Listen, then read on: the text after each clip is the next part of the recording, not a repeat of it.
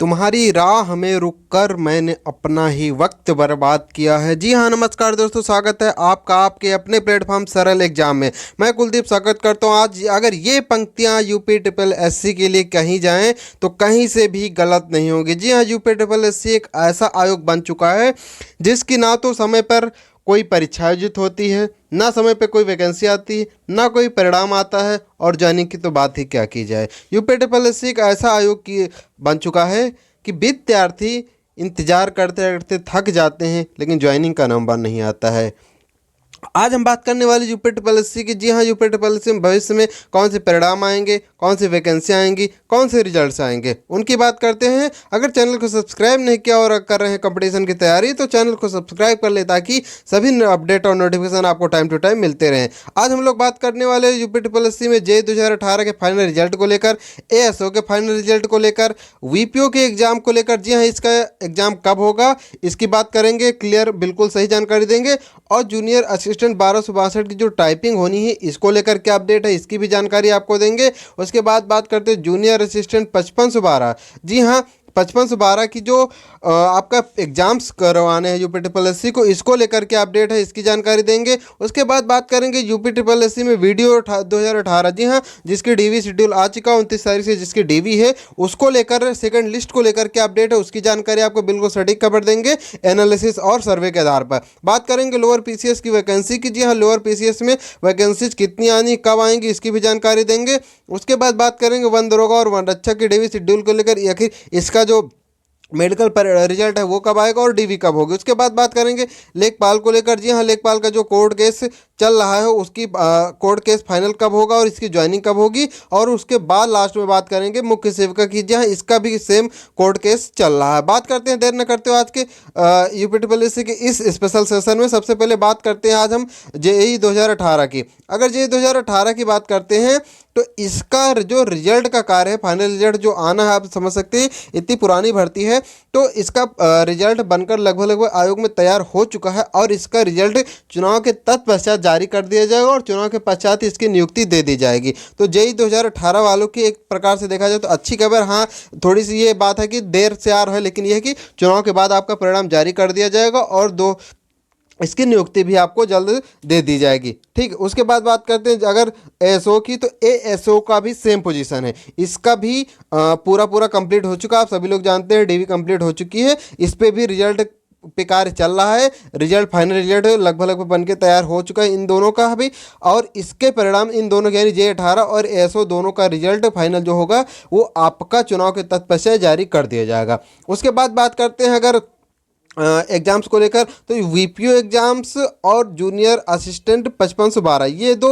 मुख्य रूप से यूपी ट्रिपल एस सी में फेमस और बड़े एग्जाम्स कंडक्ट करवाने हैं। और अगर 1262 की टाइपिंग की बात करते हैं तो इसको लेकर थोड़ी सी जानकारी मिली वो बताएंगे। सबसे पहले बात करते हैं वीपीओ के लेकर। जो वीपीओ का एग्जाम आपका करवाना है आयोग को, तो वीपीओ का एग्जाम जो होगा आपका चुनाव के तत्पश्चात आपकी परीक्षाएं यूपी ट्रिपल एस सी करवाएगा, ये सभी लोग जानते हैं। और चुनाव के तत्पश्चात सॉरी चुनाव के तत्पश्चात आयोग सबसे पहले जो एग्जाम कंडक्ट करवाएगा वो एग्जाम कंडक्ट करवाएगा यूपी ट्रिपल एस सी वीपीओ का। जी हाँ, विलेज पंचायत ऑफिसर का। और इसका जो एग्जाम होगा आपका लास्ट जुलाई में हो, से पहले कोई उम्मीद नहीं। कुछ लोग कह सकते हैं कि स्टार्टिंग जुलाई में, लेकिन स्टार्टिंग जुलाई में कहीं से भी exam UP triple S C नहीं करवाएगा। इसका एग्ज़ाम जो होगा आपका लास्ट जुलाई या स्टार्टिंग अगस्त भी जा सकता है, इसमें आपका एग्ज़ाम करवा लिया जाएगा। निसंदेह आप अपनी तैयारी करते रहिए, एक अच्छा मौका आपके लिए है।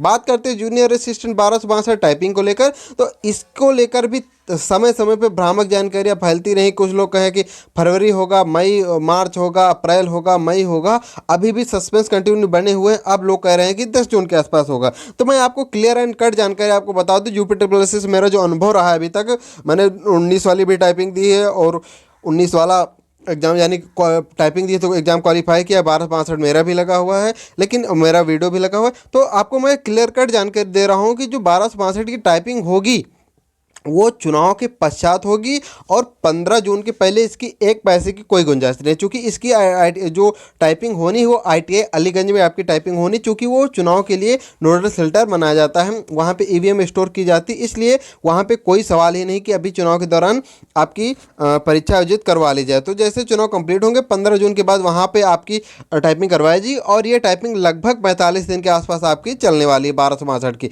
तो आप तब तक दूसरे एग्जाम पे फोकस कीजिए, आप सिर्फ इसके सहारे ना बैठिए, बस टाइपिंग लगभग सबकी तैयार हो चुकी होगी, सिर्फ और सिर्फ 1 घंटे आप प्रैक्टिस कीजिए ताकि आपकी जो स्पीड आ चुकी हो वो बनी रहे। उसके बाद बात करते हैं जूनियर असिस्टेंट 5512 को लेकर। तो जूनियर असिस्टेंट का जो एग्जाम आपका करवाया जाएगा, इसको लेकर कुछ ज़्यादा ही डिले हो रहा है, और डिले का मतलब ये होगा कि ये और भी डिले होगा। कारण ये है कि चुनाव के पश्चात VPO का एग्जाम आपका कंडक्ट करवाया जाएगा, और VPO के एग्जाम के बाद जो UPSC में जो छोटे छोटे एग्जाम्स लगे हुए हैं, जैसे डेंटल वाला हो गया, फार्मासिस्ट वाले, ऑडिटर वाले हो गए, इस तरह के जो एग्जाम्स लगे हुए हैं, पहले आयोग उनको करवाएगा। उसके बाद अगर सब चीज़ ठीक रहा तो आयोग PET 24 का एग्जाम करवाएगा। जी हाँ, जूनियर असिस्टेंट 5512 के एग्जाम का अभी नंबर आने वाला है नहीं, सबसे पहले VPO का होगा, VPO के बाद जो छोटी परीक्षा है उनको आयोग करवाएगा, उसके पश्चात पेट का हो सकता हो जाए, या फिर आपका तब जाके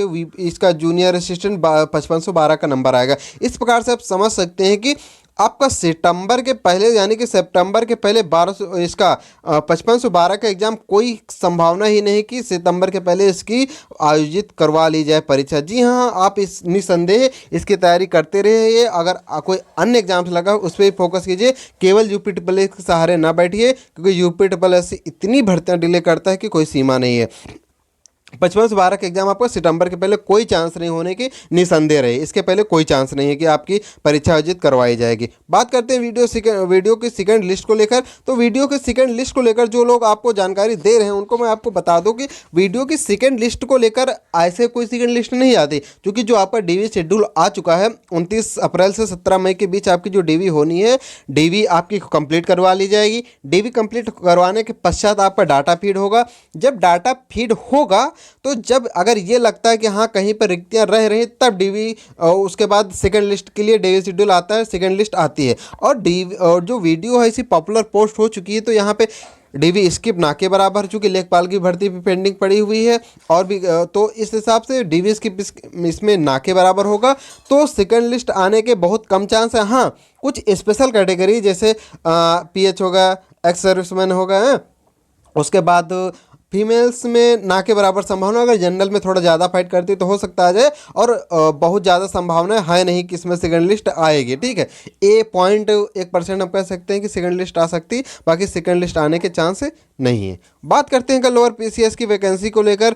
तो लोअर PCS की जो वैकेंसी आनी है उसको लेकर चर्चा समय समय पर रही है। अभी हाल ही में एक खबर ये निकल के आई है कि अब विद्यार्थी इसको लेकर, यानी लोअर PCS को लेकर UPSC के छोड़ को UPSC लोक सेवा आयोग से करवाने की बात कर रहे हैं। जी हाँ, प्रशासन आयोग से ये गुहार लगाई जा रही है कि ये जो लोअर की वैकेंसी, चूँकि पहले जो होता था ये उत्तर प्रदेश लोक सेवा आयोग ही इसको कंडक्ट करवाता था, तो UPSC इस हिसाब से इतना डिले हो चुका है कि पूछो ना, चूँकि अब पेट से वैकेंसी होती है, तो इसलिए अभ्यर्थी जो लगभग लाखों अभ्यर्थी सिर्फ और सिर्फ लोअर के लिए पेट देते हैं। तो अब 3 साल तो ये पेट 21, पेट 22, पेट 23, 3 साल तो दे चुके हैं पेट, और अभी तक लोअर की भर्ती इनको एक बार देखने को मिली है नहीं, क्योंकि मंडी सूची की जो भर्ती आई भी है वो स्पेशल कैटेगरी के स्पेशल क्वालिफिकेशन की है। तो जनरल यूँ कहें कि सामान्य स्नातक के लिए कोई लोअर की वैकेंसी, यानी लोअर PCS की वैकेंसी अभी तक आई नहीं। तो अभ्यर्थियों ने प्रशासन से मांग की है कि लोअर की भर्ती लोक सेवा आयोग से कंडक्ट करवाई जाए, चूँकि ये उच्च पद की, दूसरी बार UPSC के पास इतना वर्कलोड और दबाव है, इसलिए इसकी भर्ती यहाँ पे करवाई जाए लोक सेवा आयोग से। हालांकि इसके लिए कोई अनुमति ना तो मिलने वाली है और ना ही कोई अन्य परीक्षा इसके लिए कोई एजेंसी कंडक्ट करेगी, यानी ये UPSC ही करवाएगा। और इस समय की अगर बात करते हैं तो UPSC के पास लोअर को अध्याचन काफ़ी अच्छा 700+ पदों के लिए अध्याचन आयोग के पास रखा हुआ। अब देखना ये है कि पेट चुनाव के पश्चात पेट 23 से जारी करते हैं नहीं, जहाँ तक अब इनपुट आने शुरू हुए हैं कि ये भर्तियां पेट 24 से भी जा सकती है। जी हाँ, अगर आयोग के ऊपर दबाव बनता है तब हो सकता है कि आए, अन्यथा की स्थिति में पेट 24 से आ जाएगी। बात करते हैं वन दरोगा और वन रक्षक के DV शेड्यूल को लेकर। अगर इसकी बात करते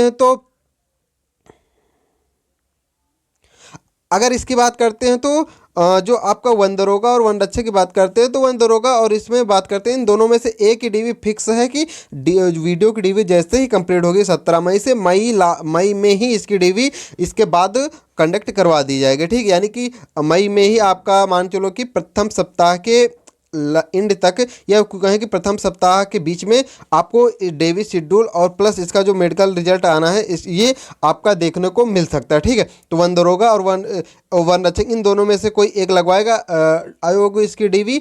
आप कौन सी लगवाए? अभी तक कुछ लोग कह रहे हैं कि वन दरोगा लगेगा, लेकिन मैं आपको क्लियर कट बता दूं, जैसे यूपीटीपीएससी वीडियो और कंबाइंड टेक्निकल में था कि वीडियो की पहले लगेगी, तो सेम वही पोजीशन यहाँ पर भी बनी हुई है। वन दरोगा और वन रक्षक में कौन सी डीवी पहले होगी इसका लेकर अभी कोई क्लियर नहीं है, तो टेंशन ना ले, इसमें जो भी अपडेट होगा वो आपको टाइम पे बता दी जाएगी। हालांकि ये कंफर्म है कि वीडियो के बाद इन्हीं दो में से एक लगेगी। अब बात करते हैं अगर लेखपाल कोर्ट केस को लेकर, तो लेखपाल कोर्ट केस की जो सुनवाई होनी है, चूँकि अब अगर क्लियर हो ही जाता है, अगर आप जानते हैं जो 29 को सुनवाई होनी थी, तो अगर ये हो भी जाता है, चूँकि अब वोटिंग स्टार्ट हो चुकी है, तो अब इस बीच में इनकी नियुक्ति नहीं दी जाएगी, ये कंफर्म हो है। और इस बीच नियुक्ति ना होने के मतलब चुनाव के बाद इनका कंफर्म है, और चुनाव के बाद ये फिक्स है कि आप मान के चलिए कि इनकी नियुक्ति मिल जाए। चूँकि अब गर्मी की छुट्टी 29 अप्रैल को अगर नहीं होती है, तो चूँकि अब मई में उसकी कोर्ट की गर्मी की छुट्टियां भी हो जाएंगी, तो अब ये जो कंफर्म होगा जुलाई में होगा। तो इसलिए अगर सब चीज़ इस बार अच्छा हो जाता है तब भी इनकी ज्वाइनिंग अब चुनाव के पूरी संभावनाएं है 99% कि इसकी जो नियुक्ति होगी वो चुनाव के पश्चात ही होगी। और मगर मुख्य सेविका की बात करते हैं तो मुख्य सेविका में भी सेम पोजीशन यही बनी हुई है। इसको लेकर भी कोर्ट केस जो 30 को इसकी सुनवाई होनी है आगामी समय में, इसमें भी अगर सब चीज़ क्लियर हो जाता है तो शायद इसका डीवी का कुछ हो जाए। अदरवाइज ये भी कोर्ट जानती हैं, अगर एक बार कोर्ट चले गए तो फिर इतनी चक्कर पे चक्कर लगेंगे, आप बाखूबी जानते हैं। और ख़ास तौर पर विद्यार्थियों के लिए तो कोर्ट केस में क्या होता है आप सभी लोग जानते हैं, क्योंकि वहाँ पे कितनी सुनवाई होती है विद्यार्थियों के केसों की, कुछ अता पता नहीं होता है। तो ये थी यूपीटीपीएससी की महाटूट अपडेट। अगर चैनल को सब्सक्राइब नहीं किया तो चैनल को सब्सक्राइब कर ले, ताकि सभी जी हाँ सभी नोटिफिकेशन और अपडेट्स आपको टाइम पे मिलते रहें।